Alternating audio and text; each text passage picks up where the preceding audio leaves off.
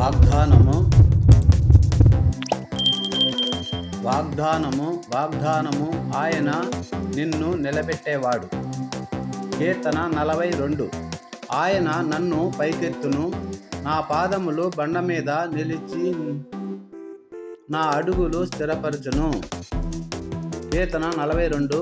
ఆయన నన్ను పైకెత్తును, నా పాదములు బండ మీద నిలిపి నా అడుగులను స్థిరపరచును. అట్ట అడుగున ఉన్న ఒక వ్యక్తిని పైనున్న వ్యక్తి పైకి లేపి బండపైన నిలిపినట్లుగా ఆయన మనలను నిలబెడతాడు. బండ ఎప్పుడు కదలదు, నిలకడగా స్థిరంగా ఉంటుంది. ఇసుక మీద మట్టి మీద నిలబడితే సముద్రంలో నిలబడినట్టే ఉంటుంది. ఇసుక మీద నిలబడితే సడన్గా ఒక కెరటం వచ్చి నీ పాదముల కింద ఉన్న ఇసుకను లాక్కొని వెళ్ళిపోతుంది. ఉన్న బలంగా నీవు క్రిందికి వెళ్ళిపోతూ ఉంటావు.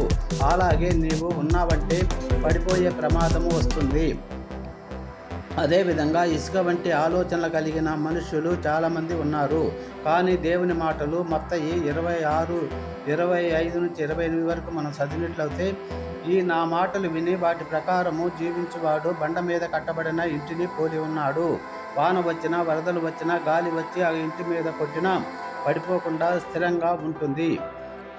దేవుని మాటలపైన మనము జీవించినప్పుడు మన ఆత్మీయ జీవితము రాతిపైన కట్టబడిన ఇంటి వలె ఉంటుంది. నీకున్న స్థితిగతులు అట్టడుగుకు నెట్టివేస్తున్నాయా? నిందలు, అవమానాలు, శోధనలు, అనారోగ్య పరిస్థితులు మిమ్మల్ని ఉన్న ఫలంగా క్రిందకు నెట్టివేస్తున్నావేమో. కానీ దేవుని వాక్యము చెబుతుంది, ఆయన మిమ్మల్ని పైకెత్తి మీ పాదములను బండ మీద నిలుపుతాడు.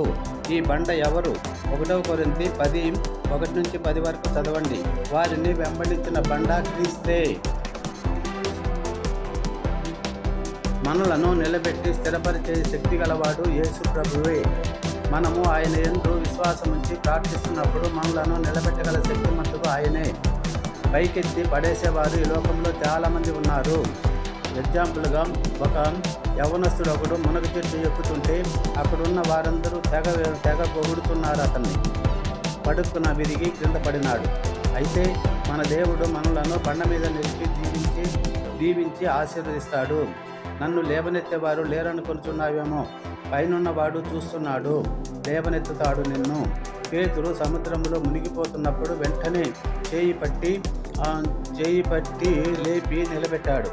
ఆరోగ్యంగా, ఆర్థికంగా బలహీనతలో కృంగిన స్థితిలో ఉన్నట్టయితే ఆయన వైపు నీవు చూడు. ఆర్థికంగా, అనారోగ్యంగా, బలహీనత కృంగిన స్థితిలో ఉన్నట్లయితే ఆయన వైపు చూడు.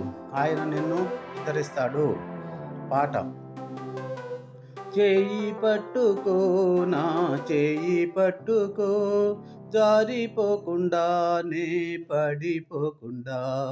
యేసు చేయి పట్టుకో, నా చేయి పట్టుకో, చేయి పట్టుకో, నా చేయి పట్టుకో, జారిపోకుండా నే పడిపోకుండా. చేయి పట్టుకో, నా చేయి పట్టుకో. నీతిమంతుల నివాస స్థలమును ఆయన ఆశీర్వదించును. నీతిమంతుల నివాస స్థలమును ఆయన ఆశీర్వదించును. ప్రార్థన. ప్రభువా, మేము ఎన్నోసార్లు ఈ లోకం వైపు చూసి మోసపోతూ కష్టాలు ఎదుర్కొంటూ పడిపోతున్నాం. ప్రభువా, ఏ స్థితిలోనైనా మమ్ములను లేపి నిలబెట్టబాడవై నీవే అని నీతోనే నడిచే భాగ్యము మాకందరికీ దయచేయమని యేసయ్య మధుర నామములో ప్రార్థించి పొందుకుంటున్నాము తండ్రి. ఆమేన్.